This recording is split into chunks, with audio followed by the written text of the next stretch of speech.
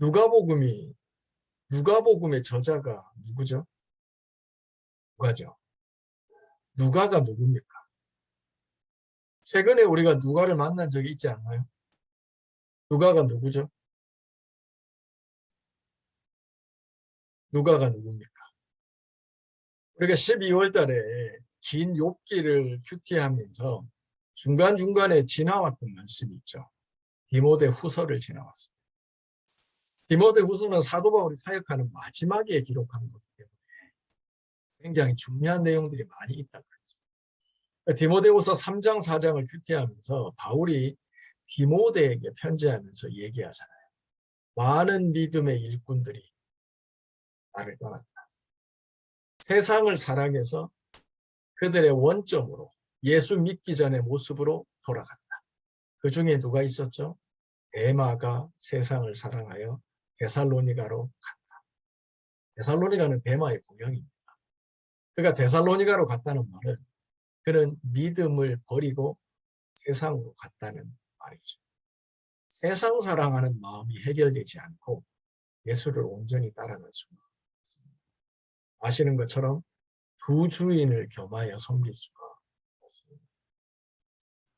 어떤 20대에는, 30대에는, 40대에는, 10년, 20년은 세상도 섬기고 하나님도 섬길 수 있습니다. 하지만 성경은 분명히 얘기합니다. 두 주인을 섬길 수 없다. 이런 사람은 끝까지 못 갑니다. 예수 그리스도 안에서 경건하게 살고자 하는 자들에게는 환난과 핍박이 예고되어 있습니다. 초대교회가 그랬고 지금 우리가 살아가고 있는 이 세상도 마찬가지입니다. 그리스도 예수 안에서 경건하게 살고자 하는 자들에게는 핍박이 예고되어 있습니다. 손해보는 게 예고되어 있습니다.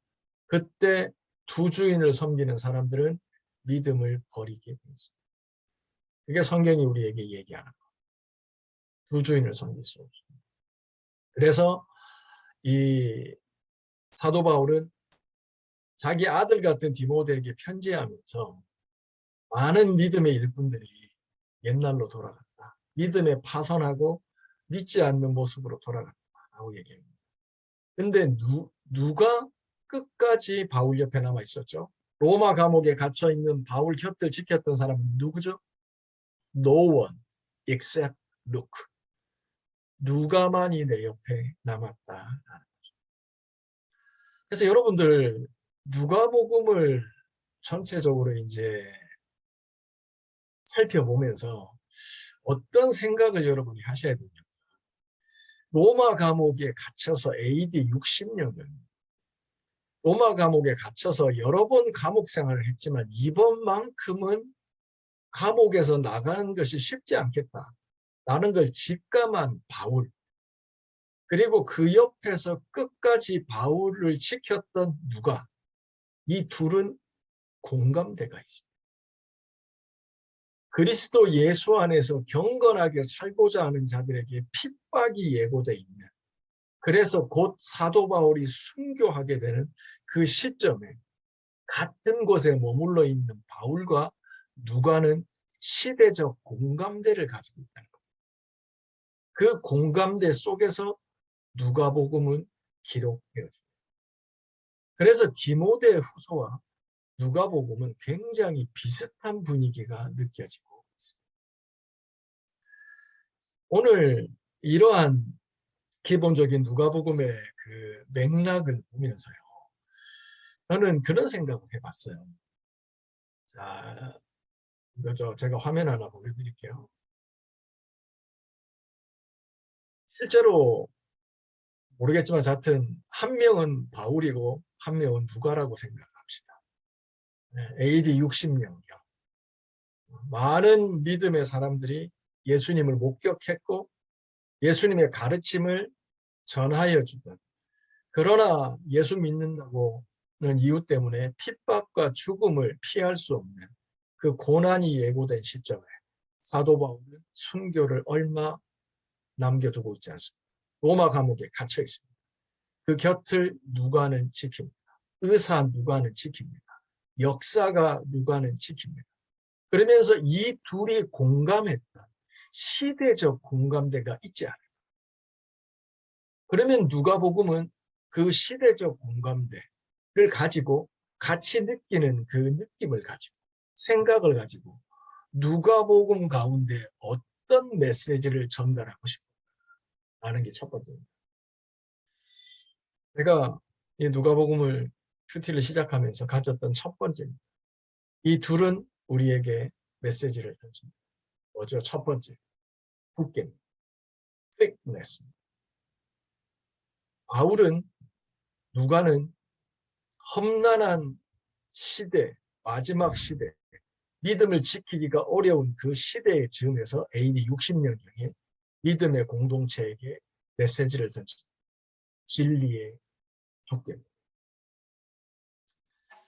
여러분들 제가 지금 책을, 여러분 저를 보이시죠? 책을 두 권 가지고 있습니다.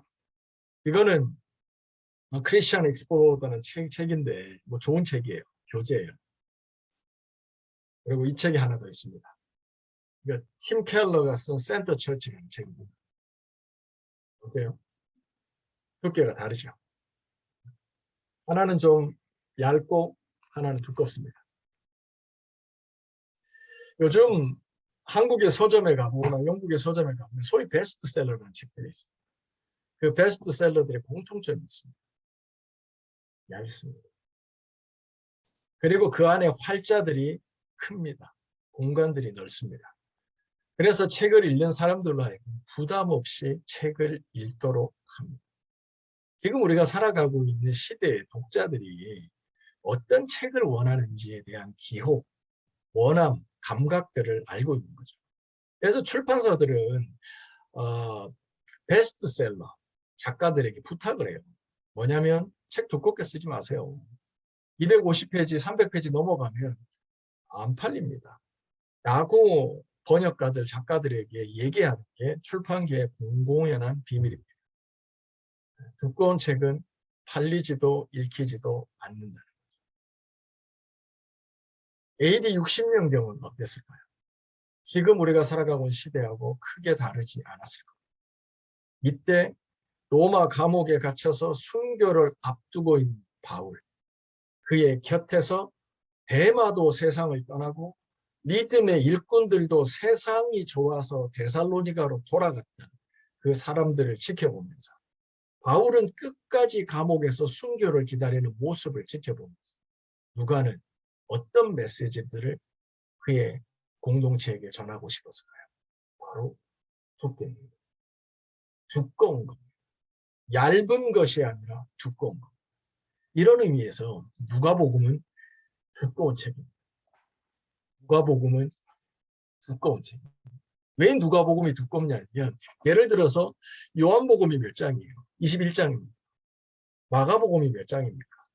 16장이죠. 얇죠. 네, 마태복음은 목사님 28장 아닌가요? 그렇죠. 누가복음이 24장이기 때문에 마태복음이 더 두껍죠. 하지만 성경이 기록될 당시에 나무 껍질 파피루스라는 데 성경이 기록됐죠. 그런데 누가복음은 24장이 파피루스에 기록되어 있지만 그 이어서 바로 뭐가 기록되죠? 액츠, 사도행전이 같이 기록됐습니다. 그러므로 누가복음 24장, 사도행전 몇 장이죠? 이런 집사님? 사도행전 28장. 그래서 온누리교회에서는 액츠 29을 부르셨잖아요. 사도행전 29장을 쓰죠. 그래서 24, 누가복음 24, 사도행전 28 해서 누가가 기록한 복음은 52장이에요. 누가복음은 두껍습니다. 누가는 진리의 두께를 얘기하는 겁니다. 두꺼운 진리를 얘기하는 겁니다. 얇은 것에 의존하는 것이 아니라 두꺼운 진리, 두터운 진리를 있는 그대로, 차례대로 그리고 예수님께서 가르쳐 주신 그 진리 그대로, 예수님이 말씀해 주셨던 그 진리 그대로 뭐 하나 더하거나 독자들과 시대에 부합하는 표현이 아니라 예수님의 삶 그대로, 예수님의 가르침 그대로, 그 오리지널 그대로를 전달하고 기록해야 되겠다라는 생각을 누가는 하게 됩니다. 그래서 오늘 본문 말씀으로 다시 돌아가. 이렇게 기록되어 있죠. 우리 중에 이루어진 사실에 대해서 처음부터 목격자 말씀에 일꾼된 자들이 전하여 준 그대로. 그렇죠. 누가복음을 쓰면서 자기가 배웠던 그 예수 그리스도의 삶과 말씀을 그대로 기록하고자 오리지널에 집착합니다. 뭔가 시대적인 가미가 아닙니다. 테크닉이 아닙니다. 그 원본 그대로 내러티브입니다. 그것을 그 이야기를 저술하려고 붓을 든 사람이 많았다라고. 지금 AD 60년 전 예수님이 이 땅에서 33년을 사시고 십자가에서 못 박히시고 부활하셔서 승천하셨잖아요. 이 땅에 33년을 사셨고 그로부터 예수님이 승천하신 다음에 30년의 시간이 흘렀습니다. 그랬더니 얼마나 많은 목격자들이 있었어요. 그리고 예수님과 함께 동행했던 그 사람들이 예수님의 삶을 봤던 그대로, 배웠던 그대로를 그대로 전하려고 했던 사람이 얼마나 많았겠어요.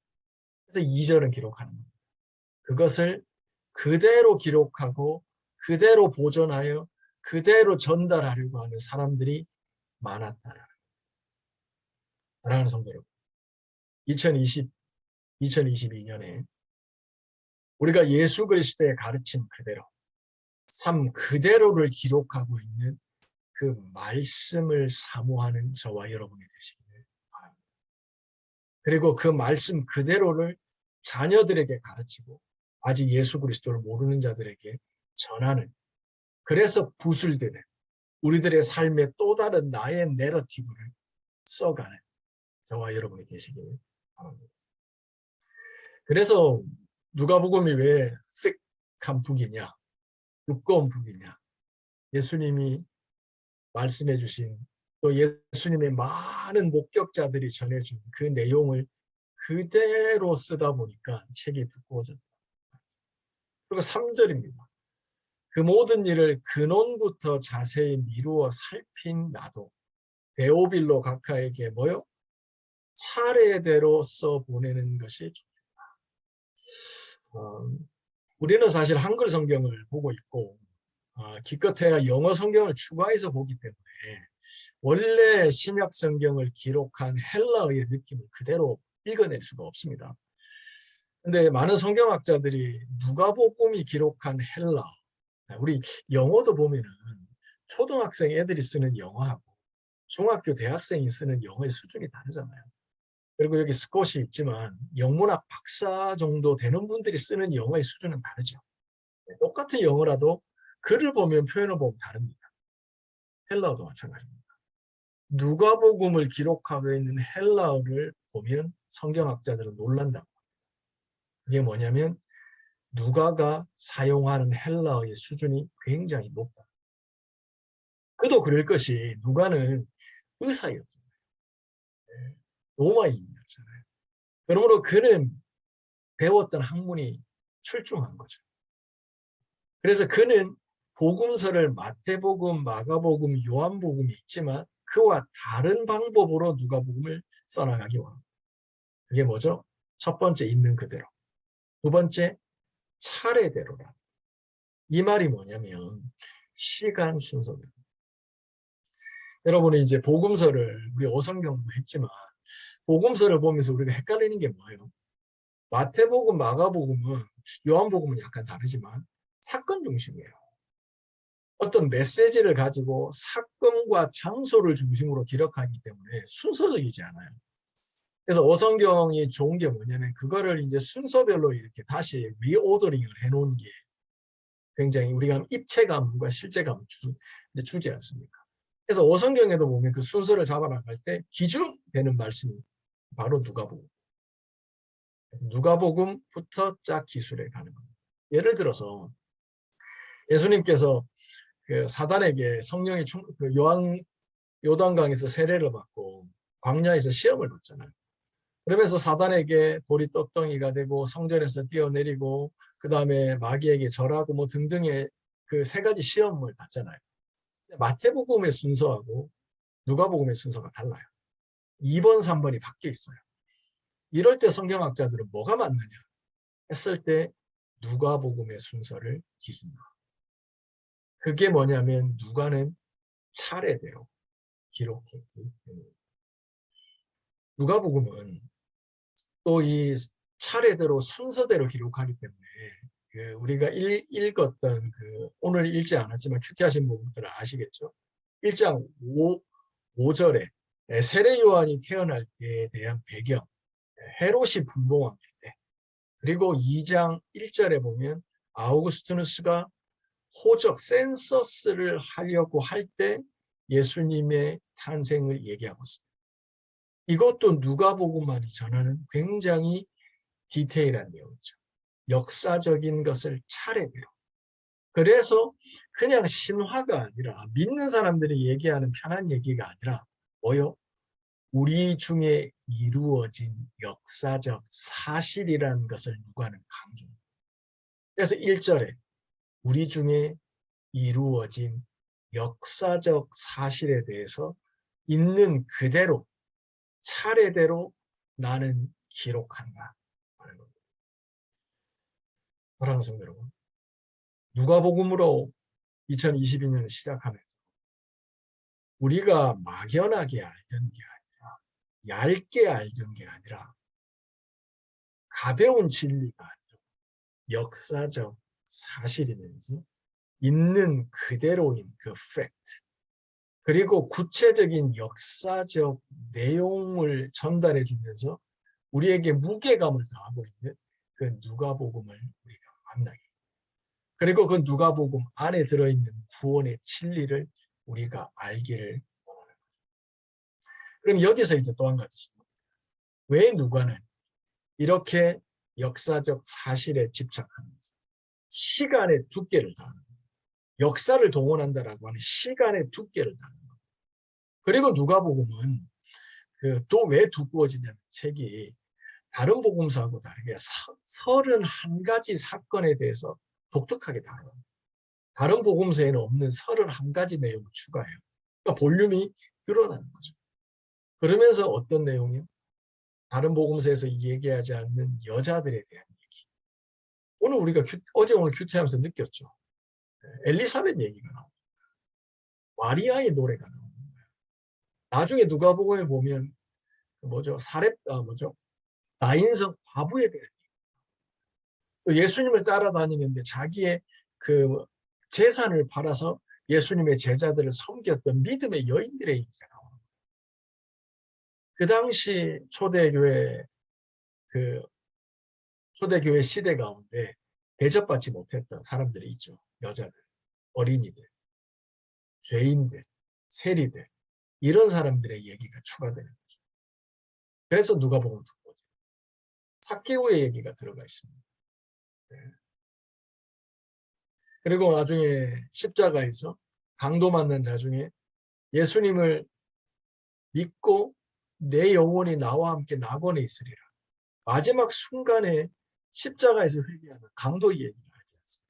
그 얘기도 누가복음에 이런 세상에서 소외된 사람들의 얘기들이 추가되면서 누가복음이 두꺼워져요. 그리고 그 내용에서 두꺼워지는 것뿐만이 아니라 시간적으로 두꺼워지는 거예요. 뭐죠? 역사를 추가하는 것. 그리고 또 한 가지 뭐죠? 예수님의 족보가 복음서에 있잖아요. 마태복음에 있고 누가복음에 있어요. 마태복음은 예수님의 족보를 시간적으로 추적해 갑니다. 그 뿌리를 어디에 소급해 가죠? 그렇죠. 아브라함에게 소급해 가요. 예수 그리스도는 아브라함의 후손이다 하고 끝나요. 근데 누가복음은 여기에서 시간적으로 더 올라갑니다. 더 볼륨을 추가합니다. 어디까지 올라갑니다? 아담에게까지 올라갑니다. 누가복음은 시간적으로 더 thick, 더 두껍습니다. 결국 이렇게 많은 내용들, 시간적, 역사적인 것들을 통해서 누가복음이 두껍게 기록되어진 내용, 이유는 뭘까요? 아까도 말씀드린 것처럼 진리의 두께를 그리스도 예수 안에서 경건하게 살고자 하는 자들에게 핍박이 예고되고 손해가 예고되어 있는 그 시대, AD 60년을 살아가는 그 믿음의 공동체에게 얇게 살지 말라. 두꺼운 진리를 붙잡고 그 두꺼운 진리를 읽어가면서 그 진리의 두꺼움의 보호막 속에서 그 험난한 시대를 정면 돌파하라는 메시지를 보내는 겁니다. 그래서 두꺼운 책을 읽어가라는 거죠. 말씀드린 것처럼 이 누가의 메시지는 사도 바울과 공감대를 이루고, 말씀 한번 찾아볼까요? 우리 디모데 후서, 우리가 큐티했던 그 디모데 말씀을 보면 사도 바울이 감옥에서 이제 순교를 얼마 앞두고 있습니다. 누가가 옆에 있습니다. 그때 누가가 들었는지 알았는지 모르겠지만 누가의 그 메시지를 디모데에게 보내잖아요. 근데 똑같아요, 결이. 왜냐하면 진리의 두꺼운 진리만을 붙들어야 된다라는 것을 얘기하고 말씀을 찾아서 읽어드리겠습니다. 디모데후서 3장입니다. 3장 12절부터 읽겠습니다. 무릇 디모데후서 3장 12절, 신약성경 346페이지에 있습니다. 무릇 그리스도 예수 안에서 경건하게 살고자 하는 자는 핍박을 받으리라. 악한 자들과 속이는 자들은 더욱 악하여져서 속이기도 하고 속기도 하나니, 그러나 너는 배우고 확실한 일에 거하라. 내가 네게서 배운 것을 알며 또 내가 어려서부터 성경을 알았더니 성경은 능히 너로 하여금 그리스도 예수 안에 있는 믿음으로 말미암아 구원에 이르는 지혜가 그 성경 안에 있느니라. 16절입니다. 모든 성경은 하나님의 감동으로 된 것으로 교훈과 책망과 바르게 함과 의로 교육하기에 유익하다. 마지막 시대를 통과하기에 우리의 두꺼운 보호가 된다 이 말이죠. 17절입니다. 이는 하나님의 사람으로 온전하게 하며 모든 선한 일을 행하기에 온전하게 하려 함이니라. 아멘. 디모데 후서입니다. 누가가 옆에 같이 앉아 있습니다. 바울이 이제 순교하는 얼마 남지 않은 시간, 그때 감옥에 있는 이 바울과 그 바울의 곁을 끝까지 지켰던 누가는 그 시대적 공감대를 가지고 이 험한 시대의 해법이 무엇일까? 어떻게 믿음을 지킬까? 누가복음과 디모데후서는 같은 메시지입니다. 뭐죠? 두꺼운 진리. 진리의 두터움, thickness of the truth. 얇은 진리. 신화와 교훈과 인간의 지식과 경험에 창념하지 말고 그것을 말하지 말고 오직 하나님의 말씀, 성경은 능히 너로 하여금 그리스도 예수 안에 있는 믿음으로 말미암아 구원에 있는 지혜에 이르게 하느니라. 그 두꺼운 진리를 붙들라라고 얘기해요. 그 진리는 디모데 네가 어려서부터 듣고 배웠던 그 어릴 때부터 지금까지니까 얼마나 시간적으로 두꺼워요. 그 두꺼운 진리, 그거를 붙들라고 얘기하고, 이 내용이 디모데 말씀이에요. 이걸 알고 오늘 우리 누가복음 1장 4절로 3절로 4절로 돌아옵니다. 누가복음을 기록한 목적이죠. 제가 읽어요. 그 모든 일을 근원부터 자세히 미루어 살핀 나도 누가 답죠? 데오빌로 각하에게 차례대로 역사대로 써보내는 것이 좋은 줄을 알았습니다. 데오빌로는 사실 그 로마의 고위 관리라고 보통 많이 해석을 합니다. 실존 인물이며 고위 관료. 그가 예수를 믿은 거죠. 그에게 있는 그대로 역사적인 사실을 그대로 알리는 것이 필요하다라는 걸 느껴서 누가복음을 썼다는 거죠. 그러면서 4절입니다. 이는 데오빌로 각하가 알고 있는 바를 더 확실하게 하려 합니다. 아멘. 자, 이제 마지막으로 이제 말씀을 정리할게요. 데오빌로가 로마인이지만 실제 살아있던 로마의 관료지만 그는 예수를 믿었습니다. 말씀을 배웠습니다. 그래서 진리를 알게 됐습니다. 그런데 그리스도 예수 안에서 경건하게 살고자 하면 핍박과 환난과 손해가 예고되는 그 시대에 그에게 필요한 건 알고 있는 바가 더 확실하게 됩니다. 진리가 두꺼워지는 겁니다. 그 진리의 두께 안으로 들어오는 겁니다. 얇은 지식이 아닙니다. 얇은 진리가 아닙니다. 견고한 진리. 그 진리의 두께 가운데 그를 세우기 위해서 누가복음을 썼다 얘기하고 있습니다. 데오빌로.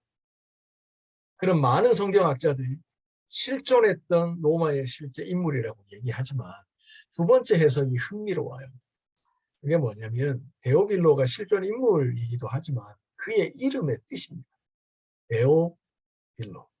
헬라어로 데오라고 하는 것은 fear, 하나님 것을 얘기해요. 그리고 빌로라는 말은 사랑한다라는 거예요. 그래서 데오빌로의 뜻은 하나님을 사랑한 자라는 것입니다.